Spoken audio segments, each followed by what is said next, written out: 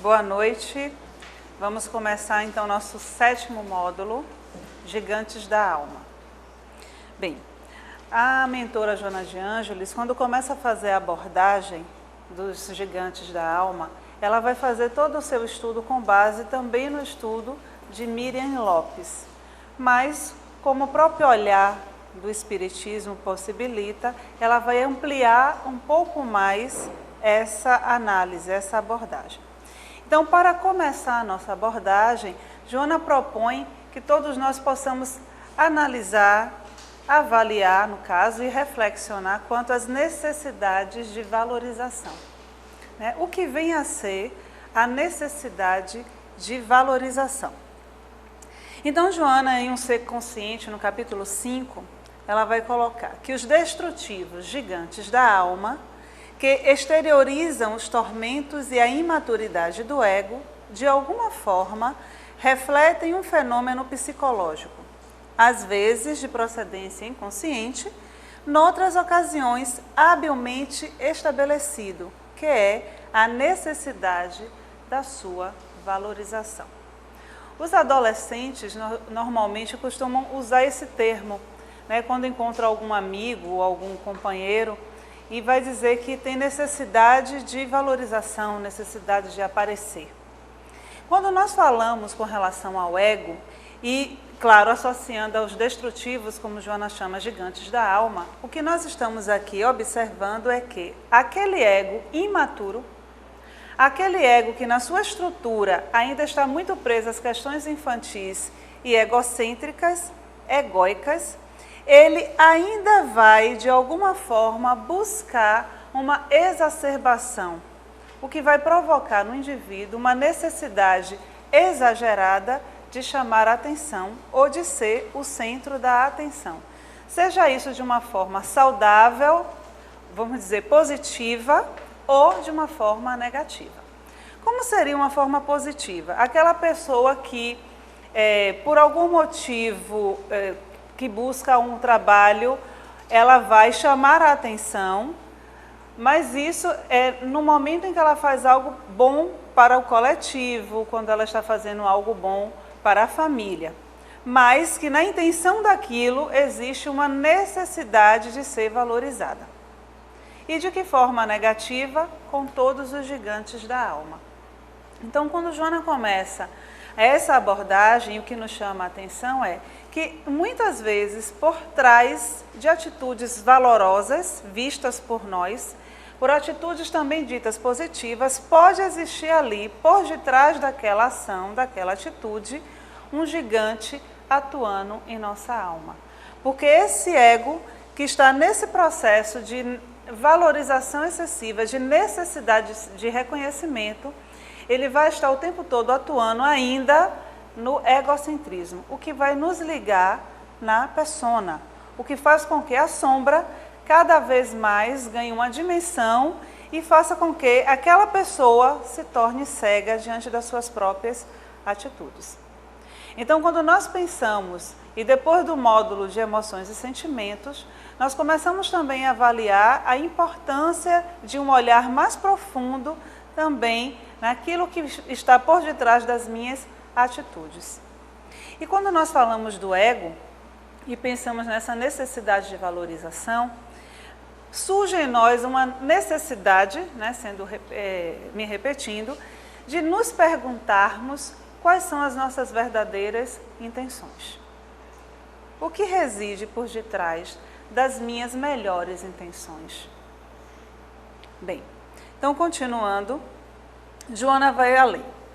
O ego que sente necessidade de valorização, de reconhecimento, sem o contributo do self, em consonância, utiliza-se dos estímulos negativos e agressivos para compensar-se, sejam quais forem os resultados.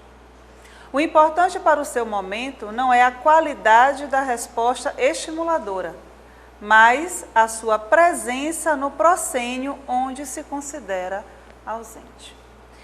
E aí, Joana vai chamando a atenção que esse ego, que ainda precisa da valorização, do reconhecimento, ele nem sempre vai estar ligado ao self, né, na sua atitude.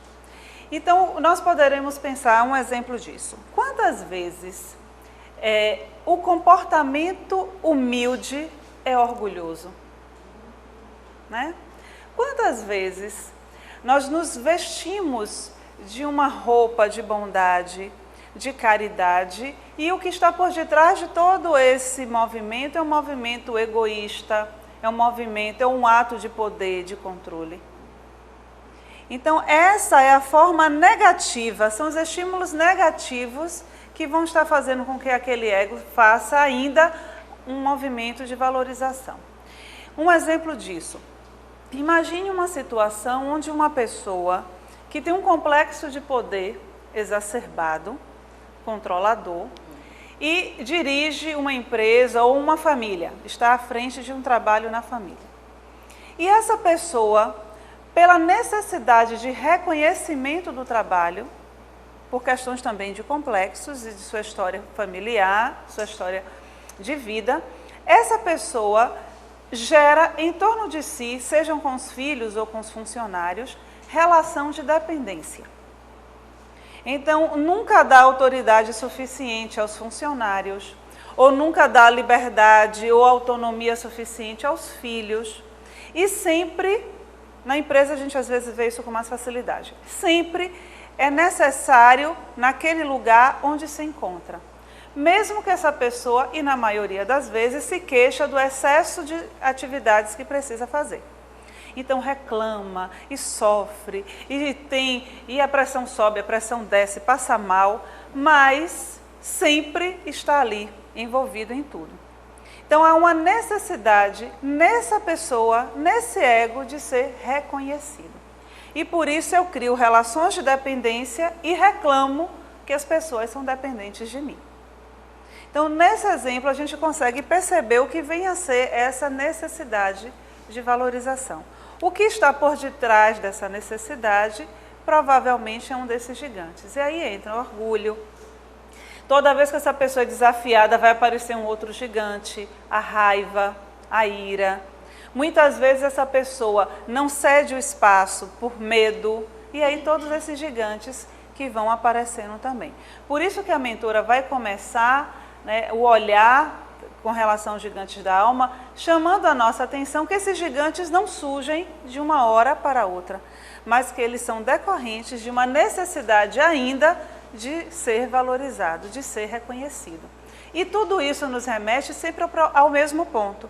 Se eu não me conheço o suficiente, se eu não reconheço em mim mesma o meu valor, eu vou estar buscando isso todo o tempo fora. Eu preciso que alguém reconheça o meu valor, seja porque o meu ato é grandioso, seja porque eu uso algo que chame a atenção, e todo o tempo eu vou estar vivendo para o externo, para um processo exterior. E aí o meu ego se exacerba, dando lugar à única manifestação que é da persona.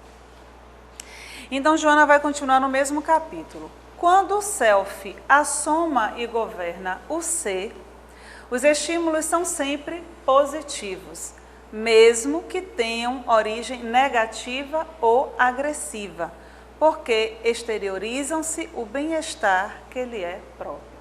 E aí a gente percebe uma mudança na atitude, no comportamento dessa pessoa. Quando o self em que está no comando, quando esse ego já compreende que ele não é o dono da casa, mas sim o mordomo, independente do estímulo externo que venha, a reação ou a ação disso, né, melhor dizendo, vai ser sempre positiva. Porque essa pessoa está sendo conduzida pelo self. No decorrer das nossas apresentações dos gigantes, isso vai ficando mais claro, né, como é essa troca. Porque muitas vezes nós vamos pensar como uma atitude que é originalmente negativa pode se transformar em algo positivo. Como eu posso imaginar, por exemplo, que a inveja possa se transformar em uma manifestação positiva se a inveja é, na maioria das vezes e no olhar de todos nós, negativa. Mas o que Joana vai chamar a atenção é que esta pessoa, esse indivíduo que começa a fazer um processo de autotransformação, de autoconhecimento e que não se deixa mais guiar pelo self, pelo ego e sim pelo self, mesmo que essas emoções, mesmo que esses sentimentos surjam, vai ter uma resposta agora positiva e não mais uma resposta negativa, porque quem está no comando não é o ego, e sim o self. Mas, já que estamos falando desses gigantes, e quando a gente pensa em gigante, pensa, claro, né, vai pensar no tamanho e na dimensão disso, nós vamos começar com aquele que não existe na casa espírita. Espírita não tem isso, né, que é a inveja. A inveja que é antiga e tão antiga quanto o próprio homem. Porque se nós estivermos pensando, quando será que surgiu, né, tudo isso, e nós já conversamos aqui, já falamos dos arquétipos, e para a surpresa talvez de alguns de vocês, a inveja é arquetípica. E se a inveja é arquetípica, todos nós temos uma tendência a sentir, a ter a inveja, né? Mesmo que alguém diga que não tem, e aí eu vou lembrar em Jung, que Jung vai dizer que o problema e o perigo não é ter os complexos ou ter os conteúdos sombrios, é quando nós negamos que os temos, porque aí é que eles tomam conta da nossa vida. Então é melhor todo mundo pensar na inveja, né, na minha inveja e ver o tamanho para poder cuidar dela. Mas a inveja, ela já tem uma aparição, né, em um dos livros mais antigos, podemos dizer assim, ou provavelmente o mais lido, que é na própria Bíblia Sagrada. E lá nós temos um ato de inveja, porque no mito da criação, onde Adão e Eva casam e procriam, não sei se casam, na época acho que não tinha casamento, né, mas se unem e procriam, tem 2 meninos, né? 2 filhos, Caim e Abel, e todo mundo sabe dessa história. E Caim, porque estava muito incomodado com as virtudes de Abel, porque Deus gostava mais de Abel, Eva gostava mais de... Todo mundo gostava mais de Abel, né? As 3 pessoas que existiam no paraíso e Deus. Então Caim, tomado de inveja, mata Abel. E aí a inveja já aparece como esse conteúdo extremamente negativo do ser humano, que marca o ser humano com o ato cruel do assassinato. Na própria Bíblia, continuando, também tem um outro momento de inveja, que é Lúcifer, né? Lúcifer tem inveja do amor que Deus tem pelos homens. E por conta disso ele cria uma guerra nos céus, e ele é expulso de lá, e aí vai habitar os infernos. E aí a inveja começa no nosso primeiro contato, né, nesse olhar do homem, vendo a inveja sempre como um conteúdo extremamente negativo. E como tudo que é negativo que está em nós, nós o negamos. Então, é muito difícil, eu diria quase raro, alguém dizer com toda a tranquilidade que tem inveja. Eu sou uma pessoa invejosa, né? As pessoas não vão dizer isso. Mas pesquisando no dicionário Aurélio, né, fui procurar o pai dos menos inteligentes, e lá tem bem claro que a inveja é desgosto ou pesar pelo bem ou felicidade de outrem, desejo violento de possuir o bem alheio. E isso é inveja, né? Aurélio vai dizer, no dicionário vai estar lá bem claro, que é um desgosto, é um pesar pelo bem que o outro tem, que o outro possui. Eu desejo violentamente possuir o que o outro tem. Então a inveja, que a primeiro momento nós percebemos ser arquetípica, existe em nós. E quando Joana vai chamar a atenção que é a valorização exagerada do ego, que vai possibilitar a aparição dos gigantes da alma, nós começamos a pensar que um ego que necessita extremamente de ser valorizado, de ser reconhecido, é muito provável que esse gigante apareça, a inveja. Por quê? Porque toda vez que alguém mostre uma qualidade ou possua algo que para mim, que estou buscando ser valorizada, pareça chamar mais a atenção do que eu chamo, eu vou ter o quê? Pesar, desgosto, desejo de possuir aquilo para mim. Porque se eu acho que o outro está tendo a atenção que eu acredito que eu mereço, então eu vou querer aquilo para mim.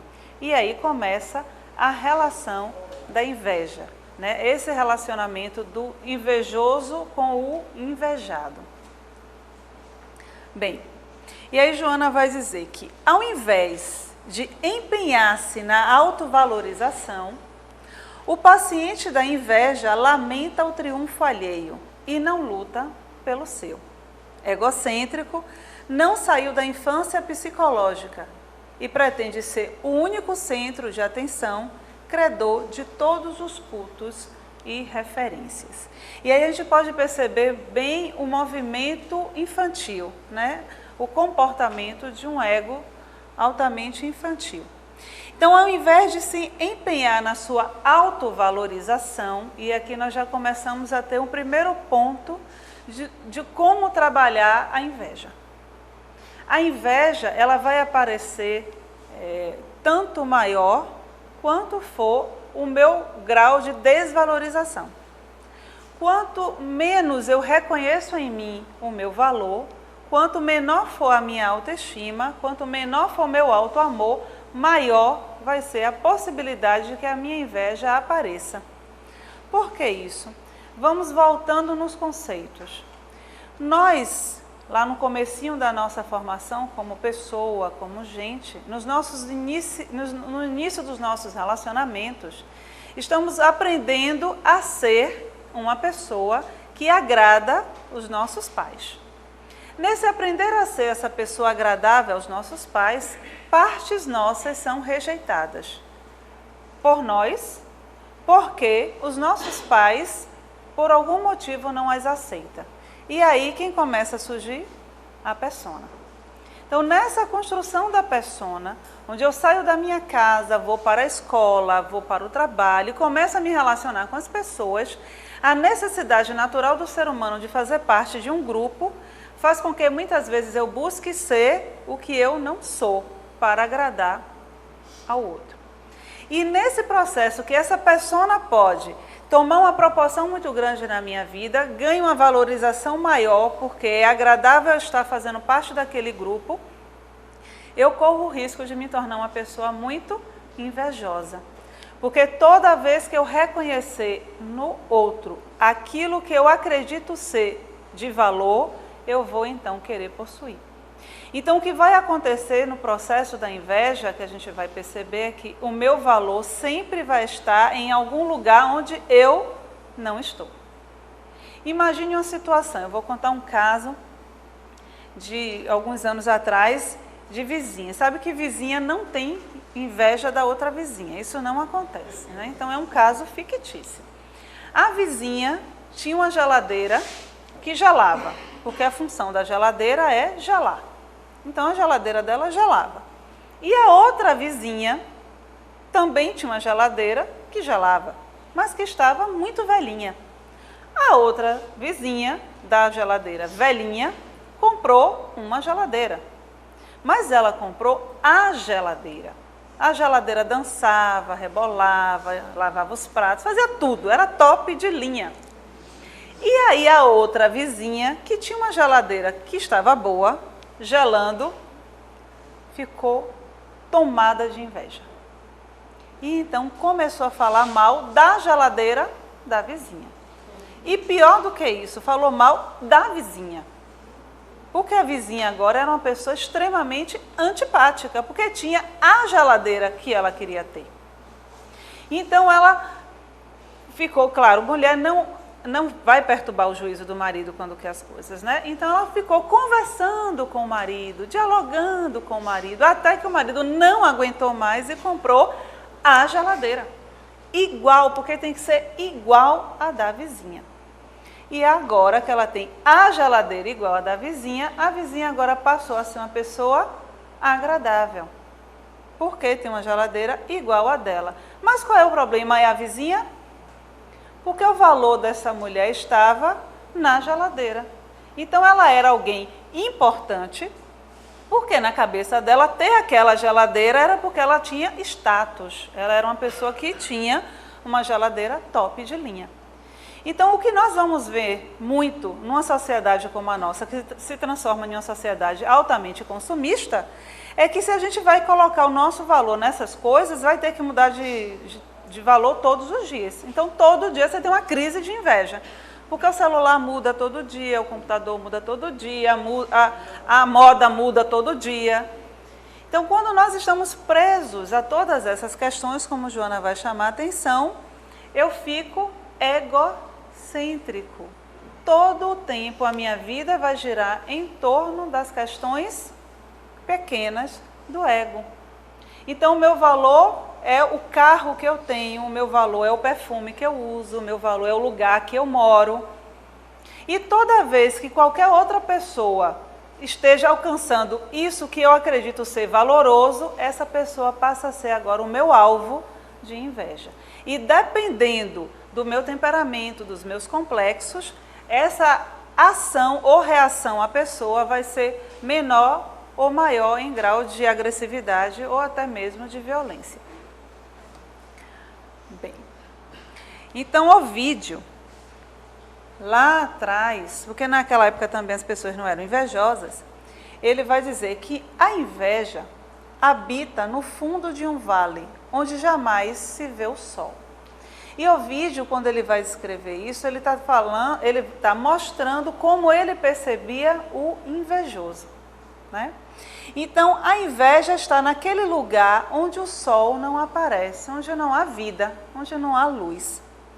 Nenhum vento o atravessa, porque é sufocante. É assim que o invejoso fica, sufocado, né? Ali reinam a tristeza e o frio. Jamais se acende o fogo. Há sempre trevas espessas. Assiste com despeito aos sucessos dos homens. E este espetáculo a corrói. Ao dilacerar os outros, ela se dilacera a si mesma. E este é seu suplício. Quando nós pensamos na questão da inveja, e quando a pessoa se deixa tomar pela inveja, ser consumido pela inveja, todo o tempo, como Joana chamou a atenção na frase inicial, essa pessoa deixa de viver a própria vida. E a grande perda nesse momento é que a pessoa se desconecta do seu potencial criativo, do seu potencial criador, que também é um arquétipo. É como se nós pudéssemos pensar que no meio de uma imensidão de possibilidades, vamos imaginar um shopping, onde você pode chegar ali naquele lugar e pegar qualquer coisa está ali a seu dispor. Mas como eu sou invejosa, eu quero exatamente aquilo que a outra pessoa pegou. Então eu tenho milhares de opções, mas eu sofro, eu me destruo, eu vou me corroendo por dentro porque eu quero exatamente aquilo que a outra pessoa já pegou e que eu não tenho mais como pegar para mim. Então, essa é a grande perda quando a gente se deixa envolver pela inveja. A gente perde a conexão com o nosso potencial de construir uma vida nova, de construir uma vida digna. Porque o que é que vai acontecendo aqui? Como eu fico presa na persona, presa nas questões do ego, eu não consigo atender ao chamado do self. Então, tudo aquilo que pode acontecer de novo, todas as intuições, tudo que vem do self, eu não consigo me conectar. E aí a vida vai passando, né, no seu rio, no seu ciclo natural, e eu desconectada não consigo completar nem realizar as questões grandiosas da vida. Bem, mas aí Joana continua. Insidiosa, a inveja é resultado da indisciplina mental e moral, que não considera a vida como patrimônio divino para todos, senão para si apenas. E aí, quando Joana começa a chamar atenção, primeiro, para a indisciplina mental, ela está falando aqui dos nossos pensamentos, né? Que eu me deixo dominar pelo aquele pensamento, muitas vezes repetitivo, e que me leva o tempo todo a pensar no desejo de querer ter ou de possuir aquilo que não é meu. Segundo, indisciplina moral. E aí ela vai chamando a nossa atenção para o egoísmo. Porque quando eu acredito que o outro não tem direito de ter o que eu quero ter, então eu começo a entrar no processo não só do egocentrismo, mas também agora do egoísmo. Então nós vamos percebendo aqui que a minha necessidade de reconhecimento e de valorização, que me prende a tudo isso, também é sequela ou consequência das minhas questões morais, do meu egoísmo, do meu orgulho, que eu não trabalho. E por conta disso, eu não vou querer que o outro também seja beneficiado, porque só eu sou digno de merecer aquilo. E aí nós vemos muitas vezes o comportamento, né, do excesso de lamentação, do excesso de queixas, o excesso de reclamação, porque a pessoa fica indignada com a condição que está vivendo e que muitas vezes por detrás pode ter um comportamento invejoso. Por que comigo e não com fulano? Quer dizer, o mal pode acontecer com o outro, mas comigo não, né? Por que eu não mereço ter? E parece muitas vezes um comportamento da própria criança, que não compreende porque não pode ter aquele brinquedo, porque não pode sair naquele determinado horário. Então nós vamos muitas vezes levando a vida de uma forma extremamente infantil, se relacionando com Deus e com os outros também de forma infantil, querendo todo o tempo ser beneficiado. Até nas nossas preces e nos desejos que temos muitas vezes, na relação com os espíritos, nós temos esse comportamento. Né? Porque eu quero ter, mas eu não me preocupo se o meu desejo vai prejudicar uma outra pessoa. Isso não importa. O que importa é o que eu quero, é o que eu desejo. Então a inveja descarrega correntes mentais prejudiciais dirigidas às suas vítimas, que somente as alcançam se estiverem em sintonia, porém, cujos danos ocorrem no fulcro gerador, perturbando-lhe a atividade, o comportamento. E é muito interessante Joana chamar a atenção aqui, porque ela vai dizer bem, a inveja, e aí nós voltamos àquela frase anterior, quando ela vai chamar a atenção para a qualidade dos nossos pensamentos. Então, a inveja, por conta do pensamento, ela vai descarregar energia ao objeto invejoso, a pessoa que é invejada, que só vai receber isso se estiver na mesma sintonia. E às vezes eu acho interessante o comentário, né? E a pessoa dizer assim, eu não vou para tal lugar ou eu não vou falar porque as pessoas têm muita inveja de mim. E eu sempre me pergunto, por que a pessoa acha que ela é objeto de inveja? Porque se a pessoa acha que ela é invejada, provavelmente ela é orgulhosa. Né? Então, eu sou tão orgulhosa, eu sou tão valorosa que as pessoas morrem de inveja de mim. Então, essa pessoa que está nesse ponto, provavelmente ela vai receber a sintonia do invejoso, aquele pensamento que chega até ela. E aí, Joana continua, né? Que o prejuízo maior, caso o pensamento chegue ou não chegue, o prejuízo maior é naquele que é gerador da inveja. Esse fica com todo o seu comportamento altamente perturbado. E aí nós começamos a pensar nos filhos da inveja. Eu fiquei me perguntando quantos filhos a inveja deve ter. E aí me lembrei de alguns, mas tem um que eu acredito ser o filho primogênito e predileto da inveja, que também é uma coisa que não acontece. Eu vou falar, mas vocês sabem que eu falo coisas que não são nem sempre, né, reais na nossa vida, que é a fofoca. A fofoca é filha da inveja. Por que a fofoca é filha da inveja? Eu preciso diminuir o outro, eu preciso defamar o outro, destruir a imagem daquele que é o meu objeto de inveja. Quando eu faço isso, mesmo que eu não convença os outros, mas a mim convence. Então, aquela pessoa não é mais digna de receber aquilo que eu acredito e que eu gostaria de ter para mim. E quando nós vamos aprofundando nas questões psicológicas, por detrás da inveja também reside em muitos complexos, e um deles é o complexo de poder. A minha necessidade de estar no poder, a minha ânsia de poder, que vai tirar de mim a capacidade de perceber o valor do outro. Por isso Jung chamava a nossa atenção que quando a ânsia de poder, ali não reside o amor. Porque o amor é esse sentimento que favorece, que possibilita que eu possa olhar para o outro e reconhecer nele todos os seus valores.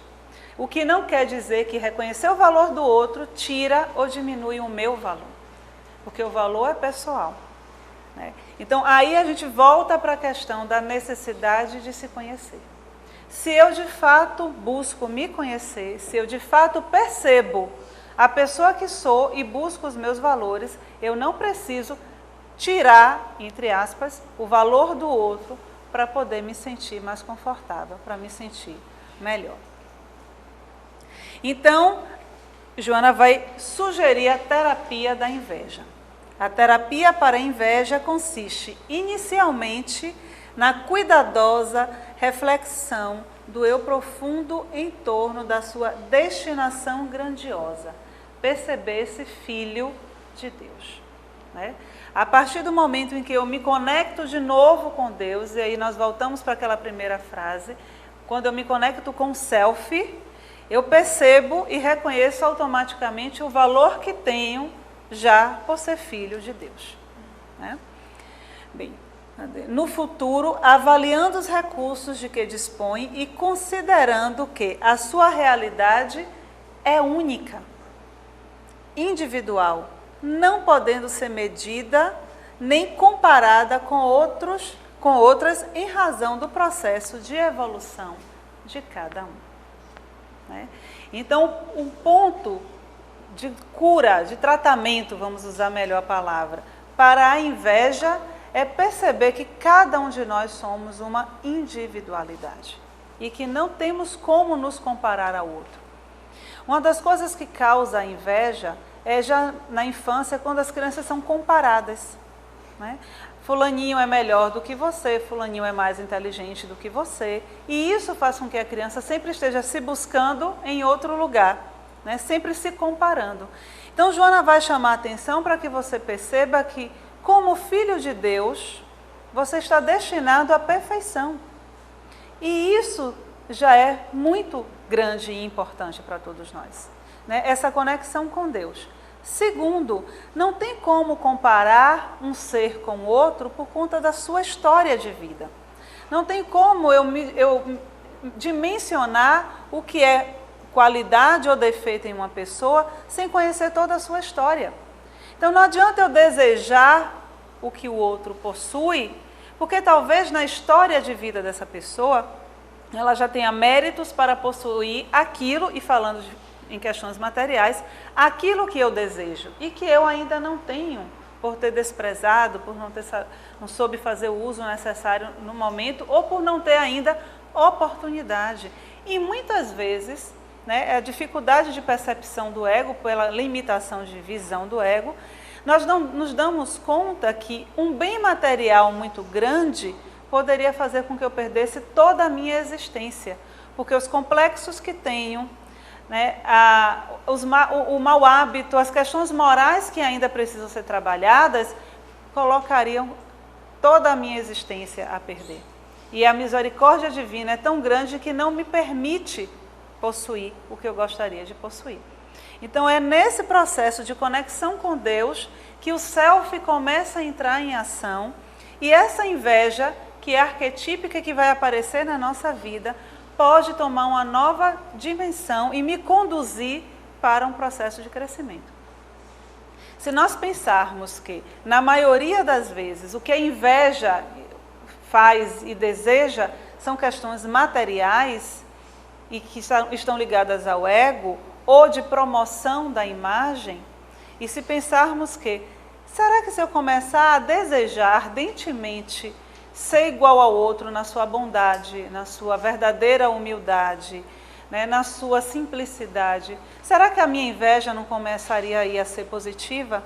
Será que se eu começar a querer ser tão bom quanto aquele outro que faz a ação de caridade, de beneficência, será que o self não começaria a atuar na minha vida de uma outra forma, possibilitando a mim agora uma transformação na pessoa que sou e me ajudaria a sair do egocentrismo e sair do meu egoísmo?